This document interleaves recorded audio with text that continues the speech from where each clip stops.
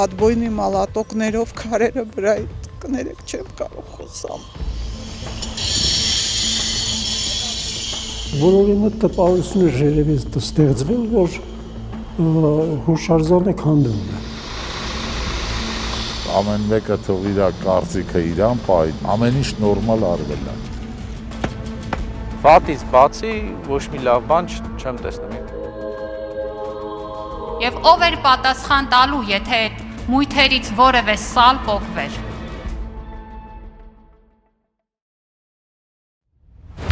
Այստեղ սովորաբար լռում են, բայց ամիսներ առաջ օրինաչափությունը խախտվեց եւ Ծիծեռնակաբերդի հուշահամալիրում մեծ աղմուկ բարձրացավ, որն առաջանում էր նախ շինարարական աշխատանքների, հետո դրանց շուրջ ծավալվող քննարկումների ձայներից։ Ամեն քանդվող հանվող քարի հետ ավելի էր սրվում,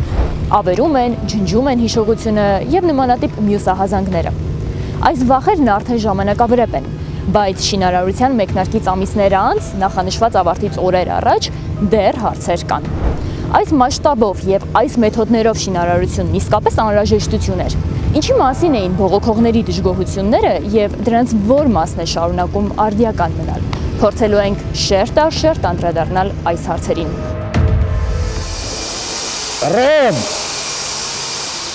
Ռոմ ջան, լա մի մոմենտ մի կադրելի, մի 2 րոպե։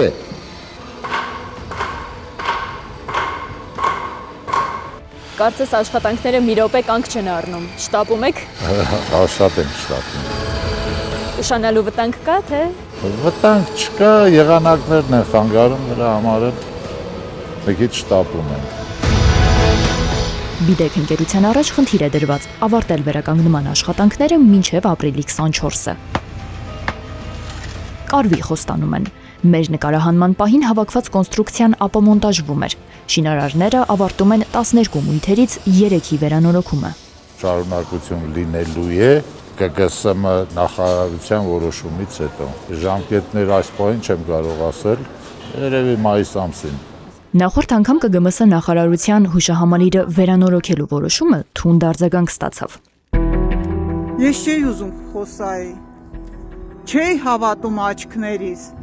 Հուշարձանը սկսել են ջարդել, ապականել, ավերել եւ վանդալիստական գործողությունների ենթարկել։ Ապա մոնտաժելու ժամանակ աստիճանները կոտրել են։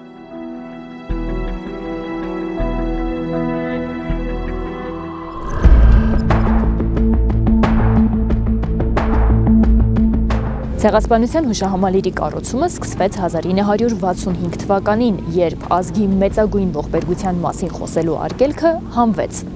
Առաջին մեծ վերանորոգումը ամբողջականության ժամանակավոր խաթարմամբ տեղի է ունենում մեր օրերում, երբ խոսելու ուղիղ արգելք չկա, բայց կան պաշտոնական ակնարկներ։ Ցեղասպանության ճանաչումն այլևս առաջնահերթություն չէ։ Հայոց ցեղասպանության միջազգային ճանաչումը մեր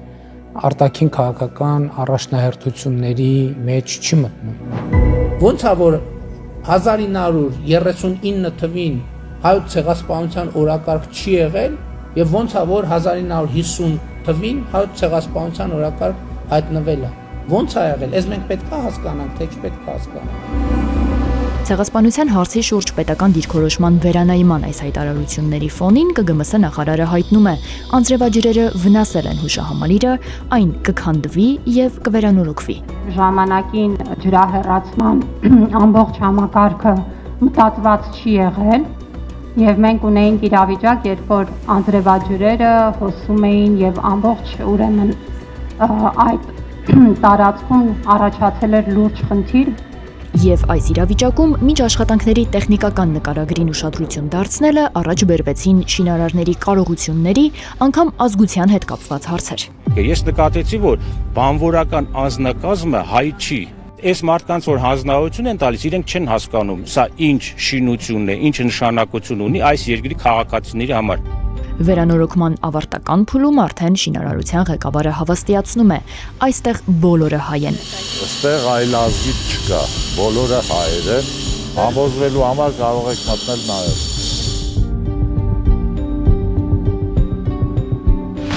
Մեղադրանքներին հաջորդեցին խոստում սպառնալիքները։ ԿԳՄՍ նախարար Ժաննա Անդրեասյանն ասաց՝ դատի կտամ զրպարտողներին։ Աշխատանքներին կտրականապես դեմ Անահիտ Թարխանյանն ասաց, դատի կտամ աշխատանքները շարունակողներին։ Որակումների առնչությամբ նաև իրավական գործընթաց ենք սկսելու։ Եթե շինարարական աշխատանքները չդադարեցվեն մոտակա շաբաթվա ընթացքում, պարտադիր պետք է գնանք իրավական լուծմանը։ Ժաննա Անդրեասյանի հայցադիմումը դատարանը կքննի։ Այն ուղարկվել է միանգամից երկուսի՝ նախարարի եւ նախարարության անունից։ Ցեղասպանության թանգարան ինստիտուտի նախկին տնօրեն Հայկ Դեմոյանից զրպարտության համար հրապարակային հերքում նախարարին պատճառած վնասի համար 3, նախարարությանը պատճառած վնասի համար 6 միլիոն դրամ է պահանջվում։ Անահիտ Թարխանյանի կողմից իրավական գործընթաց սկսելու մասին տեղեկատվություն դատալեքսում չկա։ Մեղադրանքները հնչում էին սովորական քաղաքացիների համար երբեմն տեսանելի, երբեմն անհասկանալի հիմնավորումներով։ Հանրային աղմուկի առաջին բոլորին հասկանալի շերտը վերաբերում էր շինհրապարակի կահավորմանը։ Աշխատանքներն ի սկզբանե արվում էին ժանգոտված ձողերով, առանց պատշաճ հարդարման, առանց շինհրապարակը ծածկող անթափանց վարագույրի։ Եթե հանրային աղմուկը չլիներ, ես վստահ եմ, որ նույն ձևի շինարարական աշխատանքները շարունակվելու են։ Բացի շինհրապարակի կահավորումից կար հստակ ձևակերպված մեկ այլ խնդիր եւս։ Անզգուշության հետևանքով քանդելու process-ում որոշ բաներ ուղղակի վնասվել էր։ Իհարկե մենք էլ ենք դժգոհ դրանից, մենք էլ աղմուկ բարձրացրեցինք որպես հեղինակ։ Սոցցանցերում ամենամեծ աղմուկը ջարդված քարերի տեսարանից առաջացավ։ Միանգամից պարզ դարձավ, որ Ծիծեռնակաբերդի դեպքում տեղի ունեցողը ոչ թե վերանորոգում է, այլ նյարդաբանական փորձարկում ամբողջ ազգի վրա։ Դու ոչ թե քար ես փոխում, այլ միջամտում ես մարդկանց հիշողությանը։ Սա է դրանց ռեստավրացիան։ Նախնական պայմանագրով նախատեսված էր քարերի ապամոնտաժում, համարակալում, պահպանում, հետո վերադարձ։ Փոփոխված նախագծում համարակալման պահանջ այլևս չկար։ Բայց հուշարձանի վերանորոգման առաջին իսկ օրից աշխատանքներին ակտիվորեն հետևող եւ դժգոհությունները բարձրաձայնող Արթուր Չախոյանի հետ տարածքում գտնում ենք այդ քարերը, քարերի վրա նշումներ։ Արդեն բերե համարակալել են քարերի վրայից։ Անցած անգամ որ ես եկել էի, այս քարերը համարակալված չէին։ Ու բերել են քարի վրայից համարակալում են արել։ Երևում է, որ տակի քարը համարակալված չի։ Տարբերակ չկար համարակալվելու։ Ենթադրում ենք, որ դա պետք է լինի, բայց երբ որ անցանք ապամոնտաժման գործընթացի, պարզվեց, որ հնարավոր չի ամբողջապես այդ քարը անջատել։ Հնարավոր չի ուղղակի, նա կոտրվում է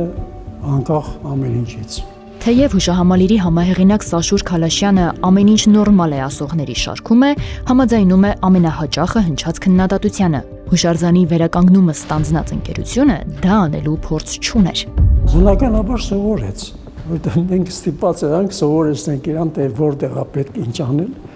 եւ ինչքան զգուշությամբ անել։ Բիդեկ ընկերության ձեռքը բացվել է, ասում է Սաշուր Քալաշյանը, չնայած դեռ լիարժեք վստահ չէ Ծիծեռնակաբերդի հուշահամալիրի վրա վերականգնել սովորող ընկերությանը նոր հուշարձաններ վստահել արժե, թե ոչ։ Հետո կերևա, վերջում կերևա։ Հանրությանը հասանելի դարձան տեսանելի խնդիրները։ Կահավորումը վատն է, քարերը ջարդվում են, վերանորոգողը չունի ռեստավրացիոն փորձ, բայց այլ մտահոգություններ եւս կային։ Փորձեցինք հուշահամալիրի մասին անհանգստություններն ամենահաճախը բարձրաձայնած մարդկանցից մեկից հուշահամալիրի համահեղինակ Արթուր Թարխանյանի դուստր ճարտարապետ Անահիտ Թարխանյանից պարզել, մասնավորապես ինչն է սխալ անում կառուցապատողը, բացել մասնագիտական դժգոհությունների բոլոր շերտերը։ Արդյունքը ձեզ ցույց տալ չենք կարող, որովհետև շատ անսպասելի տիկին Թարխանյանը պահանջեց դադարեցնել հարցազրույցը եւ չհեռարձակել արդեն իսկ արված տեսագրությունը մեր հնչեցրած մեկ հարցից հետո։ Հարցն այն է, որ Արթուր Թարխանյանի կենտրոնը 25 թվականի հոկտեմբերի 21-ին, այսինքն այն ժամանակ, երբ դժգոհությունն ամենախիտն էր, Հայաստանի ճարտարապետների պալատի 172 անդամ ճարտարապետների հայտարարությունը անունով գրառում արեց։ Դա խորը մտահոգության մասին մի հայտարարություն էր, որը պահանջում էր դադարեցնել աշխատանքները։ Նույն օրը ճարտարապետների պալատից ասացին, իրենք այդպիսի հայտարարություն չեն արել։ Փորձեցինք պարզել, ովքեր էին այդ 172 ճարտարապետները եւ արդյոք դեռ ունեին վերանորոգման աշխատանքների հետ կապված վերապահումներ։ Հենց այս հարցն էր, որ փակուղի մցրեց Տիկին Թարխանյանի հետ մեր զրույցը։ Չնայած շինարարությունը, որն ամիսներ շարունակ ուղեկցվեց հեռակա բանավեճերով ու իրավական սպառնալիքներով, հասել է եզրափակիչ փուլին, հարցեր, բողոքներ ու դժգոհություններ այսօր էլ կան։ Բոլոր այս երեքը փոխարինման ենթակա են, որ խնդիր չի առաջացնում, մեկ էլ վերևի այն թեքված արդեն ներևում է, որ տեղաշարժվել է եւ ակնհայտ բացահայտ փոխարինման կարիք ունի։ Բայց ոչ թե ամբողջս քարերը հանեն, որ նորոգում իրականացնեն։ Արթուր Չախոյանի դեռ արդիական վերապահումներից մեկը ոչ թե մասնակի, այլ ամբողջական վերանորոգման հետ է կապված։ Եկեք ընդունենք մի բան էլ, որ նման կոտրվածքը ու նման աղակալումը, չգիտեմ, երբ որ մտնում ես հուշահամալիր, ինքը արդեն պատմության մասին է վկայում, այսինքն հնության մասին ինքը շարմ է արտահայտում, պատմությունը ինքնին արդեն ներկայացնում, պատկերացնենք մի բան, այս ամբողջովին նորը սարքեն, մարդ ստեմ մտնելուց, սենց ասած կներկա արտահայտության, սա ոնց որ եվրո ռեմոնտ արածն է։ Սա հուշահամալիրի առաջին մասշտաբային նորոգումներ, նախկինում տրվել են միայն տեղային լուծումներ։ Արթուր Չախոյանն ասում է, հիմա էլ էր պետք այդպես անել, Սաշուր Խալաշյանը պնդում, դա չի աշխատում։ Մի քանական փորձել ենք դրա դեմ դառնել, կարողաններն ենք մշակել, որ ջրերը չանցնեն, բայց դա չի օգնել։ Ըստ պաշտոնական տեղեկատվության ԿԳՄՍ նախարար Ժաննա Անդրեասյանն ամեն շաբաթյա շրջայցեր է իրականացնում ու տեղեկանում ինչպես են անցնում շինարարական աշխատանքները, ինչ է արվում, որքանով է արվածը արդյունավետ։ Ունեինք նախարարի հետ շրջայցին մասնակցելու այս հարցերի պատասխանները հենց նրանից ստանալու նախնական պայմանավորվածություն, սակայն ավելի ուշ նախարարությունից մեզ հայտնեցին, որ այս փուլում նախարարը չի ցանկանում խոսել Ծիծեռնակաբերդի հուշահամալիրի մասին։ Ուստի մեզ մնում է ներկայացնել հեռակա բանավիճողների պնդումները, որոնք հաճախ խիստ իրարամերժ են։ Փետրվար ամսին, երբ որ ես այցելեցի, արձանագրեցի մի կարևոր փաստ, որ այնինչի համար, որ քանդել էին մույթերը նորոգելու համար, որ ջրամեկուսիչ շերտը քսելու, այդ աշխատանքները չէ կատարվում։ Մույթերն էլ հիդրոմեկուսացվել են, սրսկվել են հատուկ իտալական նյութերով։ Այդ նյութը ինքը դառնում է բետոն, խոռոշները, որ բաց են մնացել կամ քայքայվել են, այդ նյութով սրսկվել են։ Հուշահամալիրի կառուցումը հեշտ չի եղել։ Հեղինակները Սաշուր Խալաշյանն ու Արթուր Թարխանյանը 2.5 տարի աշխատել են հրատապ, բայց կիսաձայն անաղմուկ, որ պաշտոնական Մոսկվան հանկարծ չմտափոխվի ու չարգելի կառուցումը։ Այն քարերը, որոնք ամիսներ առաջ ջարդվելով հեռացվեցին, բնավ թափված չեն քարաշատ մեր երկրում։ Երբ շինարարությունը սկսվեց եւ շինարարները անցան գործի, հանկարծ պարզվեց, որ նման չափի քարեր, իսկ այդ քարերը մեծաչափ քարեր էին, ապահովել հնարավոր չէ։ Ինչ անել։ Մեզ հանձնարարեցին մտածել հեղինակներից։ Որոշեցինք, որ կարելի է որոշ չափով փոքրացնել քարերը, այսօրվա չափը արդեն փոքրացվածն է։ Բայց մի քանի շաբաթ անց նորից եկավ տեղեկատվություն, որ այդ չափի քարերն էլ հնարավոր չի որևէ հանկից ճարել այդ քանակությամբ։ Այս քարերը գտնելու համար Սաշուր Խալաշյանն աշխատանքի անցավ Արթիկի քարհանքում, որպես աշխեկի օգնական օգտագործեց կապեր, ծանոթություն, եւ ամիսներ առաջ իր աչքի առաջ ջարդվում էին տարիներ առաջ այդպիսի դժվարությամբ գտած քարերը։ Մեզ ուղղակի վշտացրել էր այդ փաստը, որ որոշ այնքաններ կոտրվել էին, բայց դրանք լուծման հնարավորություն կար։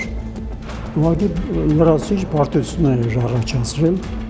Չնայած վշտացնող հանգամանքներին, Խալաշյանը կարծում է, որ աշխատանքների շուրջ բարձրացված դժգոհությունները թյուրիմացության հետևանք էին։ Բոլորը չէին պատկերացնում ինչ պետք է, խորացված չէին հարցի մեջ։ Հիմա արդեն նոր հասկացել են, թե ինչ է կատարվում, գնում են նայում են, տեսնում են ամեն ինչ կարգին։ Մենք փորձեցինք հասկանալ ինչ է կատարվում, ամեն ինչ կարգին է, թե ոչ։ Դա անելն ավելի բարդ է, երբ կողմերը սկզբում բողոքում ու հակադարձում են թունդ, հետո ավելի մեղմ ձևակերպումներով, իսկ ավելի ուշ պարզապես հրաժարվում ասել ինչ փոխվեց, փոխվեց ինչ-որ բան։ Լռությամբ նրանք բազմաթիվ հարցերին ավելացնում են ևս մեկը. ինչու են հուշահամալիրի վերանորոգման հետ կապված հարցերը այդքան անցանկալի։